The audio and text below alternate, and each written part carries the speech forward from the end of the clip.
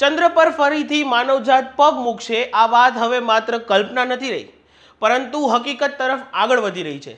છેલ્લા થોડા સમયથી તમે આર્ટેમિસ મિશન, મૂન મિશન કે પછી નાસા જેવા શબ્દો વારંવાર સાંભળ્યા હશે, પણ આ આખરે આર્ટેમિસ 2 મિશન છે શું અને કેમ આખી દુનિયા તેની તરફ નજર રાખી રહી છે, આ સમજવા માટે સોમાન લઈને આવી રહ્યું છે એક ખાસ વિશ્લેષણ, જેમાં આપણે જાણશું કે આર્ટેમિસ મિશનનો માર્ગ, છેલ્લી વખત ચંદ્ર પર ક્યારે કોણ ઉતરાણ કરી રહ્યું હતું, ઓરાયન અને એસએલએસ શું છે, ટીમ કોણ છે અને આર્ટેમિસ 1 થી આર્ટેમિસ 4 સુધીનો આખો પ્લાન.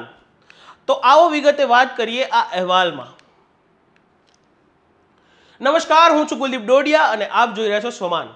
અમેરિકાની અવકાશ સંસ્થા નાસાનો આર્ટેમિસ કાર્યક્રમ હાલમાં પોતાના સૌથી મહત્વપૂર્ણ તબક્કામાં પ્રવેશી ગયો છે.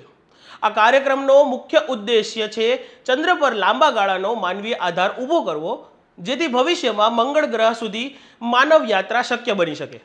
અગાઉના અપોલો મિશનમાં માણસ માત્ર થોડા સમય માટે ચંદ્ર પર ગયો હતો, પરંતુ હવે લક્ષ્ય છે ચંદ્ર પર સ્થાયી હાજરી બનાવવાનો, અને એ જ દિશામાં આર્ટેમિસ 2 મિશન એક મોટું પગલું માનવામાં આવી રહ્યું છે. હવે જો આપણે સમગ્ર આર્ટેમિસ કાર્યક્રમને સમજીએ તો સૌથી પહેલાં આર્ટેમિસ 1 જે 2022માં પૂર્ણ થયું હતું. આ એક માનવરહિત ટેસ્ટ મિશન હતું, જેમાં ઓરાયન યાન ચંદ્રની આસપાસ જઈને સફળતાપૂર્વક પૃથ્વી પર પાછું ફર્યું.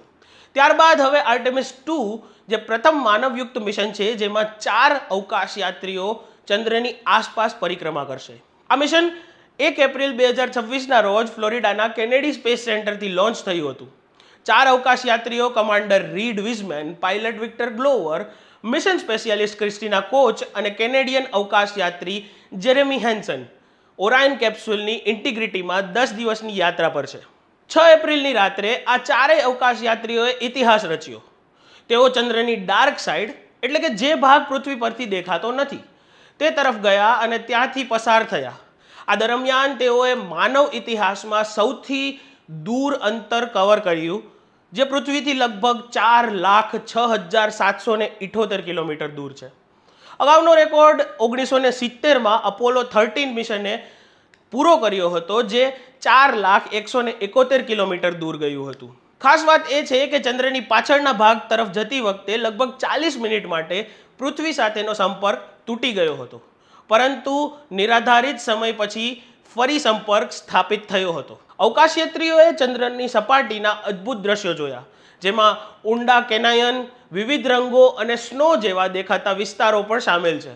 સૌથી ભાવનાત્મક ક્ષણ ત્યારે આવ્યો જ્યારે ટીમે ચંદ્રના ક્રેટરનું નામ કમાન્ડર રીડ વિઝમેનની દિવંગત પત્ની કેરોલના નામ પર રાખ્યું અને કહ્યું, અમે તેને કેરોલ કહેવા માંગીએ છીએ. કેનેડિયન અવકાશ યાત્રી જેરેમી હેન્સને ભીની આંખે કહ્યું કે આ સમયે તમામ 4 અવકાશ યાત્રીઓ એકબીજાને ગળે લાગ્યા. હવે ઓરાયન યાન ફ્રી રિટર્ન ટ્રેજેક્ટરી પર છે, એટલે કે ચંદ્રના ગુરુત્વાકર્ષણનો ઉપયોગ કરીને પૃથ્વી તરફ પાછું ફરી રહ્યું છે. આ તકનીક એટલી સચોટ છે કે જો કોઈ સમસ્યા થાય તો પણ યાન આપમેળે જ પૃથ્વી તરફ પાછું ફરી શકે છે. અંદાજે 10 એપ્રિલે યાન પૃથ્વીના વાતાવરણમાં પ્રવેશ કરશે, જ્યાં તેની બાહ્ય સપાટી પર 2700 ડિગ્રી સેલ્સિયસથી વધુ તાપમાન પહોંચશે અને ત્યારબાદ પેસિફિક મહાસાગરના સમુદ્રમાં ઉતરાણ કરશે. આ સફળતા બાદ હવે આગામી મિશન આર્ટેમિસ 3 2027માં આવશે, જે ઓરાયન યાન અને ચંદ્ર લેન્ડરની ડોકિંગ ટેસ્ટ કરશે, અને અંતે આર્ટેમિસ 4 2028માં ચંદ્રના દક્ષિણ ધ્રુવ પર માનવ ઉતરાણ કરશે. ચંદ્રનો દક્ષિણ ધ્રુવ એટલે મહત્વનો છે કારણ કે ત્યાં પાણીના બરફના ભંડાર હોવાની શક્યતા છે, જે ભવિષ્યમાં પીવા માટે, ઓક્સિજન માટે અને ઈંધણ માટે પણ ઉપયોગી બની શકે છે. આ 4 અવકાશયાત્રીઓ સાથે શું લઈ ગયા હતા એની વાત કરીએ તો વિક્ટર ગ્લોવર તેમની બાઇબલ, ક્રિસ્ટીના કોચ તેમના પરિવારે લખેલા સંદેશા, જેરેમી હેન્સન પરિવારના ચંદ્ર પેન્ડન્ટ્સ અને રીડ વિઝમેન એક નોટપેડ અને પેન્સિલ લઈ ગયા હતા, જેથી તેઓ પોતાના વિચારો લખી શકે. તો હવે સવાલ એ છે કે શું આપણે ચંદ્ર પર સ્થાયી વસાહત બનાવી શકીશું? શું આ મિશન મંગળ સુધીનો માર્ગ મોકળો કરશે? અને સૌથી મહત્વનું, શું આપણે આખરે એક મલ્ટી પ્લેનેટરી સ્પીસીસ બની શકીશું? આ મુદ્દે તમારું શું માનવું છે એ અમને કમેન્ટ બોક્સમાં જરૂર જણાવજો. અને આર્ટેમિસ વિશે આવા જ વધુ અહેવાલો માટે ચેનલ સાથે જોડાયેલા રહેજો. અને વધુ આવા વિશ્લેષણાત્મક અહેવાલો માટે પણ સોમાન સાથે જોડાયેલા રહેજો. નમસ્કાર.